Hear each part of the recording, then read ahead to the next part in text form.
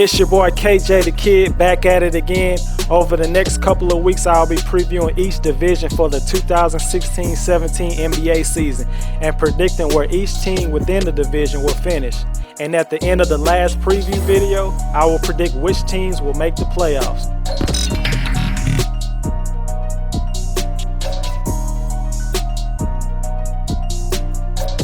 The Toronto Raptors are coming off what was easily their most successful season in franchise history, topping 50 wins for the first time and pushed the Cleveland Cavaliers to 6 games in the Eastern Conference Finals. The top-notch backcourt of Kyle Lowry and DeMar DeRozan are both coming off perhaps their best season in their NBA careers. The same can be said for their center, Giannis Valanciunas, who is a very talented center and could make an All-Star appearance at least one time down the road. Corey Joseph is probably one of, if not the best backup point guard in the league. It's not hard to picture Joseph starting at point guard for a bunch of teams in the league. I think he could be a dark horse candidate for Sixth Man of the Year. The Raptors have terrific athleticism on the wing with not just DeMar DeRozan, but with also Norman Powell and Terrence Ross. Powell had a very promising rookie year. He will be a player to watch out for this season. A healthier version of DeMar Carroll will help the team, especially on the defensive end. They also added another offensive weapon in Jared Sullinger from the Boston Celtics. The Raptors had one of the best center duos in the NBA last season. That's gone now with Bismack Biyombo now in Orlando. Toronto could miss his rim protection and rebounding. They are now thin at center behind Valanciunas unless Jakob Poeltl delivers right away. I have no doubt that Poeltl will be effective in the league at some point. But is he ready to contribute night in and night out? The most important position the Raptors needed a big upgrade at was the power forward position. They failed to do that in free agency and in the draft. I believe the Raptors may have reached their peak last season, and I predict a slight regression for the Raptors next season. After 3 years of losing records with no playoff appearances, the New York Knicks are looking to make some noise in the Eastern Conference. Through free agency and trades, the team made some notable additions this offseason that should have them back in the postseason for the first time since 2013. By trading for Derrick Rose and signing Joakim Noah and Courtney Lee, the Knicks have built a strong starting lineup. D. Rose will command the backcourt again with a strong wingman who is at his side but not breathing down his neck. Melo embraced the leadership role last season, but this year he has other veterans to provide support.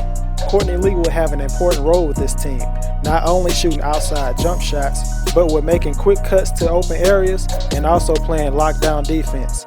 Last year, Joakim Noah and Pau Gasol couldn't coexist together in the front court. Gasol is slow and a mediocre defender, both of which cause spacing issues. Porzingis, on the other hand, is both exceptionally nimble and a strong defender. KP will continue to improve, and some of the pressure will be taken off his young shoulders. He struggled to create shots for himself down the stretch of last season. The addition of a drive and dish point guard and a sweet passing five should provide him with more scoring opportunities. Assuming the Knicks do continue running some semblance of the triangle, they could not have asked for a better passing big man like Joakim Noah. And believe it or not, D. Rose scored more points per game off dribble drives than nearly anybody in the league last year, more than Kyrie Irving and just shy of Russell Westbrook. Brandon Jennings will be a spark off the bench that the second unit needs, and the Knicks will surprise everybody and be one of the best teams in the East. After years and years of tanking, the Philadelphia 76ers may have finally found their franchise-changing player in Ben Simmons. This franchise seems to be finally headed in the right direction, even if they're a few years away from actually being a winning team. The Sixers have simple goals this year, which consists entirely of developing its talented core of young players and maybe trading away certain players to fill out their roster. I'm really excited about this team. I'm sure the Sixers will be a league pass team to most NBA fans this upcoming season. And could you imagine what Ben Simmons and a healthy Joel Embiid could be capable of? Because of 2 years of injury, people have forgotten how talented Joel Embiid is offensively and defensively. I believe the veterans they added this offseason like Gerald Henderson, Jared Bayless, and Sergio Rodriguez are important to have around a team full of young players. The Sixers aren't a good team yet, but their rebuilding is completely on track with Ben Simmons, Joel Embiid, Jahlil Okafor, and Dario Saric forming an intriguing core of young players who all have high ceilings. Unfortunately for Brooklyn, There isn't really much to look forward to about this upcoming season or even the season after. The Nets are looking to rebuild, but it's hard to accomplish that when you don't have control of your first-round picks for the next 2 drafts. The Boston Celtics have the right to swap first-round picks with the Nets for 2017, and they also own the Nets' first-round pick in 2018 outright. So the Nets couldn't tank even if they really wanted to. Signing Kenny Atkinson for the head coaching job seems like a great move, and Jeremy Lin is at least a competent NBA player who can get buckets. But there are 2 young players that the Nets fans should be looking forward to watching this season, and that's first-round picks Caris LeVert and Chris McCullough. Both are very talented players who had injury issues in college. Hopefully being on a losing franchise for the foreseeable future doesn't stunt their growth or ruin their confidence. Nets will most likely struggle all season and be unable to reap the benefits of poor play with the NBA draft. Nets have no one to blame but themselves. They took a chance with the KG and Paul Pierce trade to win in the short term, but failed miserably. It will take a few years for this franchise to recover from that debacle. The Boston Celtics were an intriguing team last year. Nothing was expected by this team going into last season. Players like Jay Crowder, Avery Bradley, and Isaiah Thomas formed part of a core that was solid, but not quite top level. They surprised a lot of people and finished the season with 48 wins, and a first-round exit in the playoff that seemed to more or less match the team's skill level. They went all in this offseason in pursuing Kevin Durant in free agency, but he ultimately signed with the Golden State Warriors. But they still were able to sign the former Atlanta Hawks big man Al Horford, who is a major upgrade in the front court for the Boston Celtics. Going into the 2016-17 season, the Boston Celtics have taken a step forward by signing Horford and are well positioned to compete in the East. The Celtics have improved, but I believe they will still struggle at times on offense.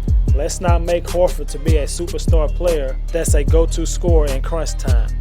He wasn't that guy in Atlanta. Don't expect it in Boston. This team is still primarily a defensive team, but they will be one of the many teams who have a chance to finish with a top 4 seed in the East. So in the Atlantic Division, I have coming in 5th place, the Brooklyn Nets. I see them finishing the season with around 15 to 20 wins and being one of the worst teams in the league, and more than likely have a first-round pick in the 20s because of where the Boston Celtics will finish. Coming in 4th place, I have the Philadelphia 76ers. They will excite the crowd in Philly. Ben Simmons and the crew will show flashes of their potential and give the fans reason to hope for the future of this team. I see the 76ers finishing with around 17 to 23 wins. Coming in 3rd place, I have the Boston Celtics. The Celtics won't be able to sneak up on teams like they did last season. They have earned every team's respect. I believe Al Horford will improve the team, but not as much as people think. They will have a solid season, and I have them finishing with around 45 to 50 wins. Coming in 2nd place, I have the Toronto Raptors.